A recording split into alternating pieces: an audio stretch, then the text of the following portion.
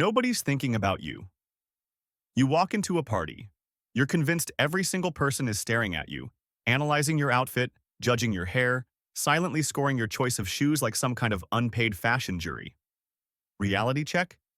Everyone's too busy worrying about themselves. Your flaw is just background noise in their personal movie, and spoiler, you're not even in the top 10 of their plot twists today. It's called the spotlight effect. Your brain's weird little bias that makes you believe you're the main character in everyone else's life. Hate to break it to you, but they're too busy internally screaming about their own spinach and teeth situation to notice yours. Think of it like this. You're at a concert, convinced everyone's watching you dance weirdly, but in reality, they're all just trying to remember the second verse of the song. So, relax. You're not being dissected like a frog in 8th grade biology. If anything, you're lucky. You're invisible in the best possible way. It's freedom disguised as irrelevance. People change. A lot. You know that childhood friend you swore you'd be inseparable from forever? The one you said you'd live next door to and raise kids at the same time so they could be best friends too? Yeah, you probably haven't texted them since 2014. And that's not tragic. It's biology and circumstance teaming up for a personality makeover. People change because their environment changes. New job, new city, new trauma, new favorite coffee order. It all rewires the brain like a chaotic home renovation where the contractors keep showing up unannounced. Psychologists call this personality plasticity, which sounds like a dangerous new cosmetic surgery, but it's just the natural human upgrade system. Time speeds up. Remember being a kid and summer vacation felt like 3 years of endless freedom? Now you blink in March and suddenly it's November, your plants are dead, and you still haven't done that one little task from January. Time feels faster as you age because your brain processes novelty slower. New experiences make your internal clock stretch. Repetitive ones make it compress like laundry you shouldn't have put in the dryer. It's called proportional theory. When you're 10, a year is a massive chunk of your life. When you're 40, it's a blip. Add in adult routines that blur days into one big beige smear, and suddenly whole months are gone before you've even taken down the Christmas lights. So, the hack? Keep injecting novelty into your life. New hobbies, new routes to work, even a weird snack from the grocery store you've never tried. Trick your brain into paying attention. Otherwise, you'll wake up one day wondering how it got to be 2050 and why your favorite bands are now in the classic rock section. Comfort zones. Shrink. At first, your comfort zone feels like a nice big cozy blanket fort. Safe, familiar, and stocked with snacks. But the longer you stay inside, the smaller it gets, until you're basically trapped in a glorified pillowcase of predictable routines. Here's the sciencey part. Your brain is wired to conserve energy and avoid danger, so it rewards you with a little dopamine pat on the head for doing the same thing over and over. But the catch is that avoiding discomfort makes discomfort scarier. It's exposure therapy in reverse. That, oh, I just don't feel like going out tonight, slowly turns into, I can't even imagine leaving the house for a haircut without pre-writing my conversation with the barber.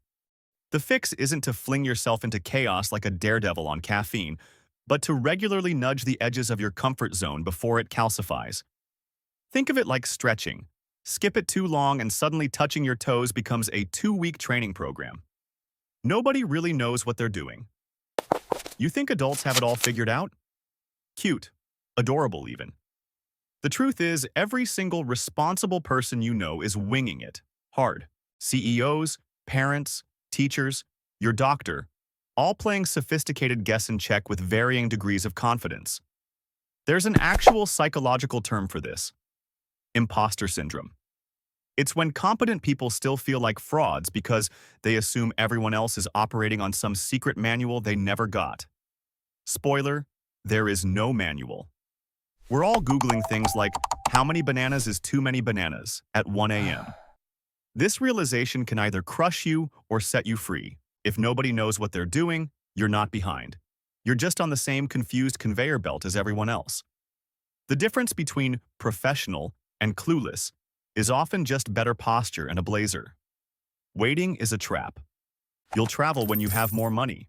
You'll start painting when you have more time. You'll confess your feelings when the moment's right. Spoiler. The moment is never right. It's a slippery little gremlin that keeps moving the goalposts. Psychologists call this present bias.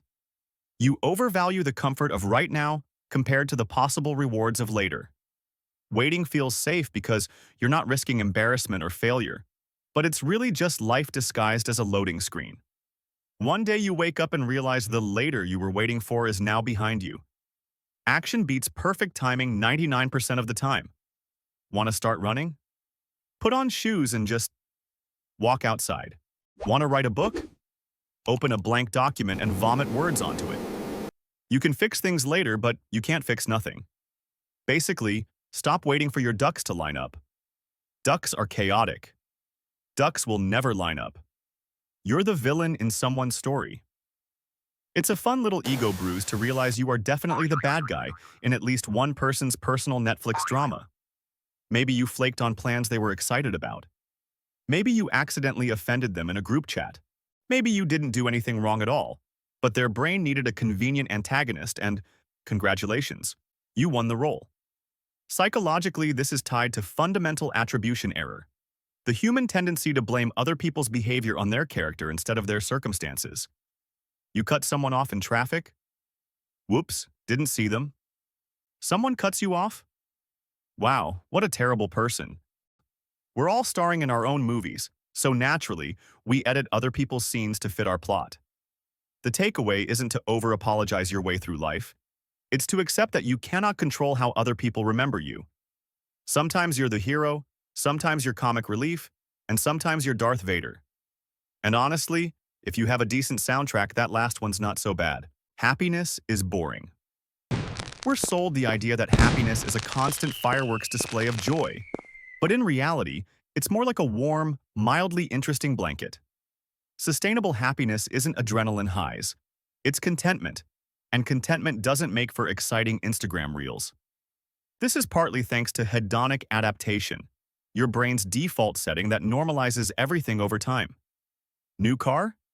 Feels amazing for 2 weeks, then it's just the car. Dream job?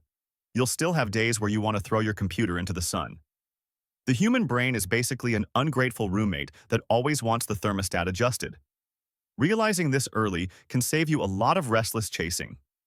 Happiness is less about finding something new and more about noticing what's already good. The catch? It's way less sexy than the Hollywood version. You'll never see a movie where the climax is they learn to appreciate their morning coffee, but in real life, that's pretty much the whole point. You can't win life. There's no final boss battle, no credits roll, no high-score screen where you can smugly say, "Yep, nailed it." You keep thinking, once I get this one thing, I'll have made it. And then your brain just moves the goalposts and hands you a new list of conditions. It's psychological treadmill mode. This happens because of a phenomenon called the arrival fallacy, the belief that reaching a certain goal will bring lasting happiness.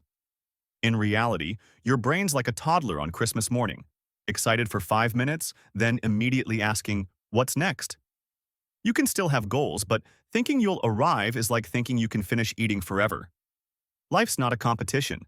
It's more like an open-world game with no ending, where the side quests are actually the main event. The sooner you stop trying to win, the sooner you can start actually playing. No one cares as much as you think. This is the grand finale gut punch. The thing most people realize way too late. Almost nobody is keeping tabs on your every choice, mistake, or awkward moment. Your bad haircut? Forgotten in a week. That embarrassing thing you said in 2016? You're the only one who still has it on replay in your brain's blooper reel. It's tied to something called the egocentric bias, where we dramatically overestimate how much other people notice or remember about us. The truth is, everyone's too preoccupied worrying about themselves to keep track of your life like a soap opera. That audience you think is judging you is really just a bunch of distracted people scrolling their phones. And here's the plot twist. This is amazing news. It means you can take risks, fail publicly, try ridiculous hobbies, wear the outfit you're scared is too much, and odds are nobody will care enough to remember. You're free. Invisibility is the greatest superpower adulthood hands you, but only if you're willing to use it. So stop living like you're under a microscope. You're more like a star in a massive night sky. Someone might glance up and notice for a second, but then they're back to their own orbit.